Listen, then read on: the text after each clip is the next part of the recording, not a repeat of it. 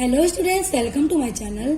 सो student, जैसा कि आपके बीए थर्ड सेमेस्टर में जो आपका हिंदी गद्य है तो उसकी क्लास मेरे चैनल पर स्टार्ट हो गई है, जिसमें मैं आपकी सभी यूनिट्स को कंप्लीट करा रही हूँ।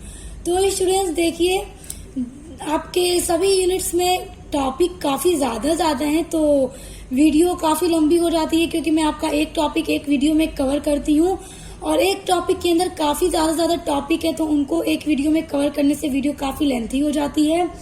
तो इसके लिए आप बिल्कुल भी परेशान मत होइएगा स्टूडेंट्स की वीडियो काफी लंबी हो जाती है, तो इतने सारे टॉपिक हैं, हमें पूरा याद करना पड़ेगा एग्जाम के लिए, क्योंकि बहुत सारे स्टूडेंट्स ऐसे होंगे जिनके मन में ख्याल आता होगा कि इतने सारे टॉपिक हैं, इतनी लेंथी वीडियो है, तो हम कैसे एग्जाम की तैयारी करेंगे।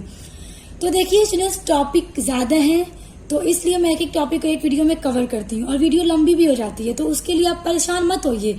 जैसे जैसे मैं आपकी क्लास करा रही हूँ आप उस तरह से करते रहिए, क्योंकि कोई टॉपिक हम आपका छोड़ भी नहीं सकते, क्योंकि हर टॉपिक इम्पोर्टेंट होता है और एग्जाम में कहीं से भी प्रश्न आ सकता है। तो जिस तरह से मैं क्लास करा रही हूँ उस तरह से आप क्लास करते रहिए अपने यूनिट्स की।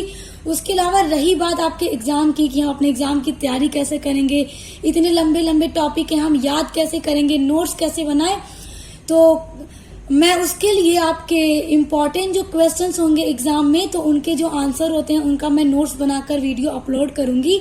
जो इम्पोर्टेंट क्वेश्चन होंगे मैं उन्हीं के नोट्स बनाकर आपको अपलोड करूंगी वीडियो, ताकि आप लोग इजीली उसको याद कर सकें। क्योंकि ये जो मैं टॉपिक अपलोड करती हूँ ये तो आपके सिलेबस के टॉपिक हैं, आपको ये भी जानना जरूरी है, तो आप लोग क्लास करते रहिएगा। देखिए, क्लास मत छोड़िएगा, क्योंकि क्लास में मैं आपके जो टॉपिक होते हैं उनको पूरा समझा कर बताती हूँ, और जो इम्पोर्टेंट क्वेश्चंस होंगे उनके आंसर मैं खुद नोट्स बना के आपके लिए अपलोड करूंगी। तो आप लोग क्लास करते रहिए, और जब आपका एग्जाम स्टार्ट होने वाला रहेगा उसके पहले से ही मैं आपके इम्पोर्टेंट क्वेश्चन बना के उसके आंसर को अपलोड करने लगूंगी, ताकि आप लोग उसको भी पढ़ के तैयार करके एग्जाम की पूरी तैयारी कर सकें। तो बिल्कुल भी परेशान मत होइए कि मैम इतना लंबा वीडियो है, हम कैसे पढ़ेंगे। परेशान नहीं होना है, मैं आपके लिए सारे नोट्स प्रोवाइड करूंगी एग्जाम के लिए, किस तरह से आपको तैयारी करनी है। ओके, तो चलिए आज का स्टार्ट करते हैं। देखिए, हमने आपकी जो क्लास स्टार्ट की है हिंदी गद्य की, तो अभी यूनिट नंबर 1 ही चल रहा है हमारा, क्योंकि काफी ज्यादा टॉपिक हैं, तो इसमें कई क्लास हो चुकी हैं। देखिए, इसमें अगला टॉपिक है कि हिंदी की अन्य गद्य विधाओं का उद्भव एवं विकास, कि जो हिंदी की अन्य गद्य विधाएं हैं उनका उद्भव किस तरह से हुआ, उनका विकास किस तरह से हुआ। तो देखिए, जिसमें हिंदी जो निबंध है वो भी गद्य की एक विधा है। तो निबंध का उद्भव किस तरह से हुआ, ये कहाँ से मतलब आया, किस तरह इसका विकास हुआ और किस किस युग में ये आगे बढ़ा, किस युग में इसको ज्यादा लिखा गया, किन लेखकों ने इसको लिखा, तो आइए उसको हम जानने की कोशिश करते हैं। और देखिए स्टूडेंट्स, ये जो मैं टॉपिक बताती हूँ, ये देखिए जो हिंदी गद्य का उद्भव है, विकास है, या नाटक का उद्भव विकास है, या फिर उपन्यास का हो गया, कहानी का हो गया, देखिए ये सारी चीजें बड़ी इंपॉर्टेंट है। और मैं पूरा आपको ये जो आपकी जो क्लास कराती हूँ उसमें सारा नोट्स आपके सामने है, ये सब देखिए, तो आप इसकी हेल्प से भी अपना नोट्स बना सकते हैं। तो आप लोग नोट्स बनाते रहिए ताकि आपको एग्जाम में इजी रहे। देखिए, इसमें आपको नोट्स बनाना है, तो आप लोग मेन चीजें कहाँ से इसका विकास हुआ और कौन कौन से युग में कौन कौन से लेखकों ने कौन कौन सा नाटक लिखा, निबंध पढ़ते हैं तो कौन कौन सा निबंध लिखा, तो आप उसी के अकॉर्डिंग अपना नोट्स बनाते रहिए। आइए अब निबंध के बारे में देखते हैं। देखिए, हिंदी निबंध के विकास की कोई प्राचीन परंपरा नहीं है, यानी कि हमने और भी जो नाटक देखा, कहानी देखी, उसकी प्राचीन परंपरा थी, पहले टाइम से लिखा जा रहा था, मगर निबंध की कोई प्राचीन परंपरा नहीं है।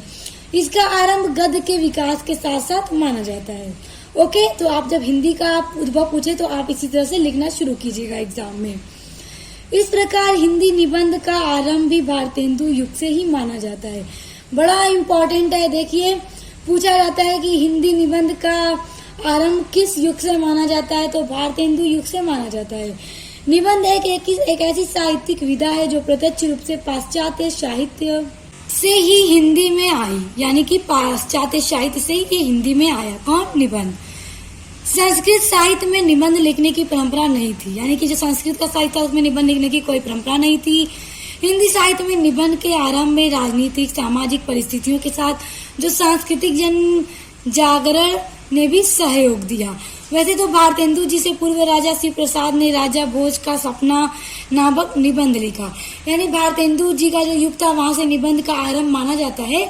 लेकिन भारतेंदु जी से पहले जो शिव प्रसाद थे, राजा शिव प्रसाद। इन्होंने एक निबंध लिखा था, राजा भोज का सपना।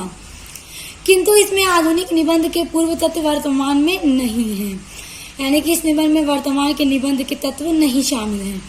इसी कारण हम इसे निबंध की संज्ञा नहीं दे सकते। इसमें तत्व नहीं है निबंध के, तो हम नहीं कह सकते कि यह हिंदी का निबंध है। हाँ, यह निबंध कहानी के काफी निकट आता है, यानी लगभग इसमें कहानी के जो एलिमेंट हैं वो ज्यादा शामिल हैं। वस्तुतः निबंध साहित्य की वास्तविक परंपरा तो भारतेंदु से ही आरंभ हो जाती है।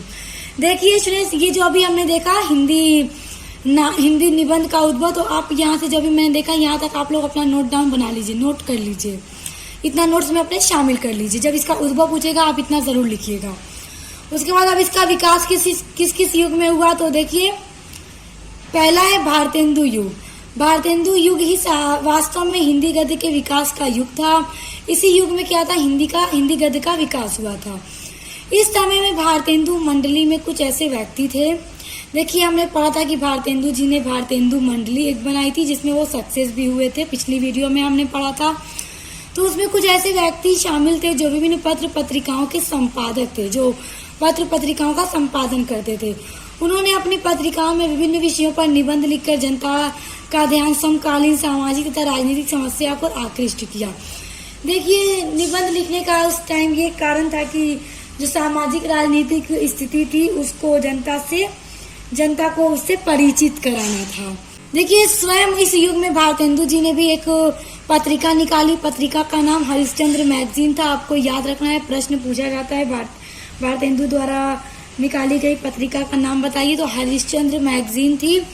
इन्होंने उसको निकाला था, जिसमें उन्होंने यानी अपने उस मैगजीन में उन्होंने सामाजिक निबंध लिखे।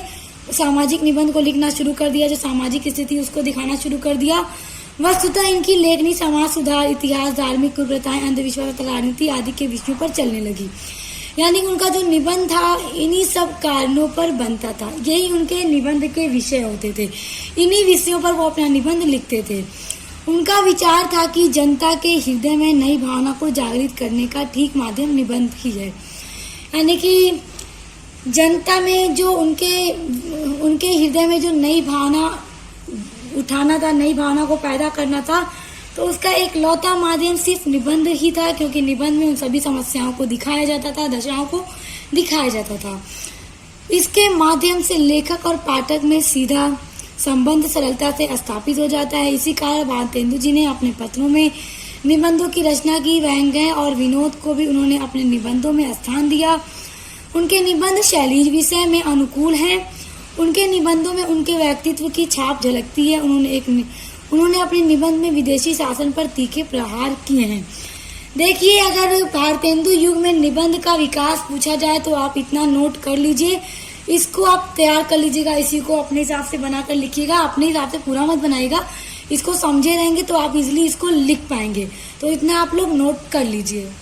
देखिए आप जब इसको देखेंगे तो आपको लगेगा काफी बड़ा है, काफी टफ है, मुश्किल है, हम एग्जाम में कैसे कर पाएंगे। मगर प्यारों बच्चों, कुछ भी मुश्किल नहीं होता और कोई भी मुश्किल चीज नहीं है। सिंपल है कि किस युग में लेखक ने कौन सा पत्रिका निकाला, किस उद्देश्य से निकाला। तो निबंध लिखने का क्या उद्देश्य था भारतेंदु युग में, कि जो सामाजिक स्थिति थी, जो सामाजिक दशा थी, उसको जनता को दिखाना था। उसी विषय पर निबंध लिखे जाने लगे थे। तो यही सारी चीजें आपको भारतेंदु युग में लिखना होगा कि किस तरह से निबंध का विकास हुआ। आइए अब द्विवेदी युग के बारे में देखते हैं। अब देखिए दूसरा है द्विवेदी युग। हम देखेंगे कि द्विवेदी युग में किस तरह से निबंध का विकास हुआ।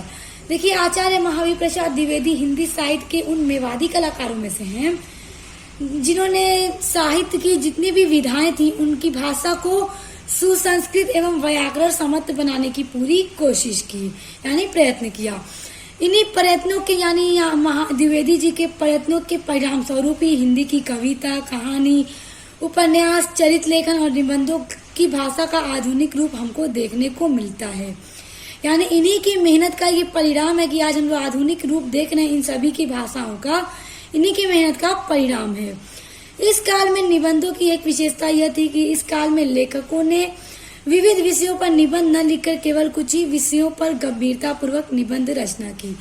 यानी द्विवेदी युग में जो भी निबंधकार थे उन्होंने हर विषय पर निबंध नहीं लिखा। तो आपको याद रखना है द्विवेदी युग की एक विशेषता थी कि उसके जो लेखक थे उन्होंने हर तरह के विषयों पर निबंध न लिखा, उन्होंने सिर्फ कुछ ही विषयों को उठाया और उस पर एकदम गंभीरता पूर्वक निबंधों की रचना की। इनके निबंधों में भावुकता की कमी और बौद्धिकता की प्रधानता, यानी इनके निबंधों में बौद्धिकता को प्रधानता दी गई है, महत्व दिया गया है। इस युग में साहित्यकार का ध्येय अपने निबंधों में संपूर्ण ज्ञान भर देता है। सरस्वती के प्रकाशन के माध्यम से अनेक निबंधकार हमारे सामने आए। देखिए, सरस्वती जो पत्रिका थी उसके प्रकाशन के बाद अनेक जो निबंधकार थे वो सामने आए। महावीर प्रसाद द्विवेदी, पद्म सिंह शर्मा, ये सभी देखिए ये सभी निबंधकार हैं द्विवेदी युग के। बाबू श्याम सुंदर दास, माधव प्रसाद मिश्र, मिश्र बंधु, सरदार पुर सिंह और चंद्रधर शर्मा गुलेरी इस काल के प्रमुख क्या है, निबंधकार हैं। तो आपको याद रखना है। उसके बाद देखिए आचार्य महावीर प्रसाद द्विवेदी के महत्वपूर्ण निबंध हैं। अब देखिए इनके जो महत्वपूर्ण निबंध हैं उनमें साहित्य की महत्ता, कवि कर्तव्य, कवि और कविता, प्रतिभा, नाटक और उपन्यास। उन्होंने दंडदेव का आत्मनिवेदन, कालिदास का भारत तथा गोपियों का भगवत भक्ति नामक मौलिक निबंध लिखे हैं। इन्होंने पाश्चात्य निबंधकार बेकन के निबंधों का अनुवाद भी किया है। इस पुस्तक का नाम है बेकन निबंध रत्नावली। इनके निबंधों में चिंतन की कमी है किंतु इनकी भाषा शुद्ध एवं व्याकरण समर्थ है। अब देखिए हम देखेंगे शुक्ल युग में किस तरह से निबंध का विकास हुआ। देखिए मनोवैज्ञानिक, साहित्यिक तथा सैद्धांतिक निबंधों के रचयिता जो थे आचार्य रामचंद्र शुक्ल ने तो निबंध लेखक का रुख ही बदल दिया। यानी इन्होंने निबंध का लेखक था, इनके पहले उन सभी के लेखन का रूप ही बदल दिया, उनको एक नया रूप दिया। इन्होंने विचार विधि में अपने आरंभिक निबंधों को पाठकों के सामने रखा। इन्होंने इन निबंधों के माध्यम से अर्जित ज्ञान को अति सुंदर रूप में अभिव्यक्त किया। यानी इतने सुंदर तरीके से ये निबंध लिखते थे कि उन्होंने निबंध को एकदम नया सा रूप दे दिया। चिंता, करुणा, उत्साह, लोभ और प्रीति, लज्जा और गलानी आदि सभी मनोविकारों पर इन्होंने अच्छे मनोवैज्ञानिक निबंध लिखे। देखिए आचार्य रामचंद्र शुक्ल का जो निबंध का विषय था वो यही सभी था। चिंता, करुणा, उत्साह, लोभ और प्रीति, लज्जा, गलानी, ये सभी क्या थे, उनके निबंध के विषय थे। उनके निबंध लेखन की एक मौलिक शैली है। पहले वे सारांश रूप में निबंध की कथा वस्तु को पाठक के सामने रखते हैं। पहले क्या करते हैं, निबंध के सारांश को, कथा वस्तु को पाठकों के सामने रखते हैं और उसके पश्चात वे उसकी व्याख्या कर देते हैं कि पूरा इसका क्या मतलब है, पूरा उसकी व्याख्या करके बता देते हैं। साधारणीकरण और व्यक्ति वैचित्र्यवाद, रसात्मक बोध के विविध रूप इत्यादि इनके अच्छे काव्य शास्त्र पर लिखे गए साहित्यिक निबंध हैं।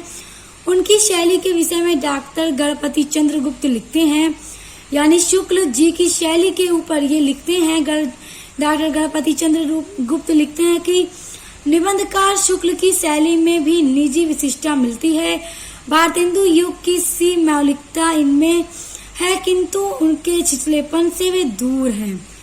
द्विवेदी युग की विचारात्मक इनमें है किंतु वैसी शुद्धता का अभाव है। विचारों की गंभीरता, घाटियों के बीच बीच में उतरी हास्य व्यंग से ओतप्रोत उक्तियां किसी स्वच्छ शीतल निर्झर के कोमल मधुर कलकत स्वर की तरह सुनाई पड़ती हैं।